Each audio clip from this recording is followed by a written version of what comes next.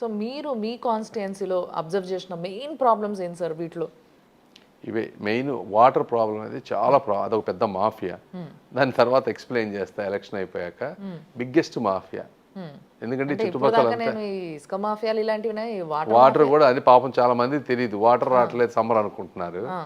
ఈ చుట్టుపక్కల కృష్ణా వాటర్ ఉంది, కృష్ణా వాటర్ సర్ప్లస్ ఉంది, water is not an issue. Infrastructure ఉంది, అయినా వాటర్ రాదు. సరే చెప్తాను ఇవన్నీ తర్వాత మీకు. ఇప్పుడు నేను చెప్పడం వల్ల వాళ్ళకి నష్టం జరుగుతుంది తప్పించి మంచి మేలు జరగదు. రెండోది ఈ డ్రైనేజ్ సిస్టమ్ అనేది బిగ్గెస్ట్ ప్రాబ్లం. ఈ డ్రైనేజ్ సిస్టమ్కి సెంట్రల్ గవర్నమెంట్ అలాట్ చేసింది 500 crores. State government component 400 crores add చేస్తే 900 crores ఎంటైర్ గుంటూరు ఏరియాకి డ్రైనేజ్ సిస్టమ్ వచ్చేది. దానికి డబ్బులు ఇవ్వకుండా అది కంప్లీట్గా బ్లాక్ అయిపోయింది. తర్వాత బ్రిడ్జెస్ కూడా central government state government components తోటి majority of the bridges construct అవుతాయి. స్టేట్ గవర్నమెంట్ నుంచి ఫండ్స్ రావటం లేదు. సో ఆ బ్రిడ్జెస్ అన్నీ ఆగిపోయినాయి. రోడ్లు అంటే majority of the roads internal roads, state గవర్నమెంట్కి సంబంధించిన రోడ్స్.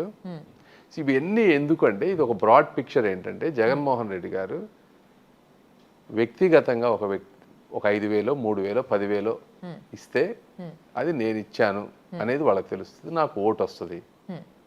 వాటరు, రోడ్స్, బ్రిడ్జెస్ అనేది ఒక వ్యక్తిగత ప్రయోజనం కాదు, ఇదేదో ఎవడో వెయ్యాలి అనేటువంటి ఒక బేసిక్ ఫండమెంటల్ ఫిలసాఫికల్ డిఫరెన్సెస్ తోటి ఆయన రాజకీయం చేస్తూ ఉన్నారు ఈ రోజున.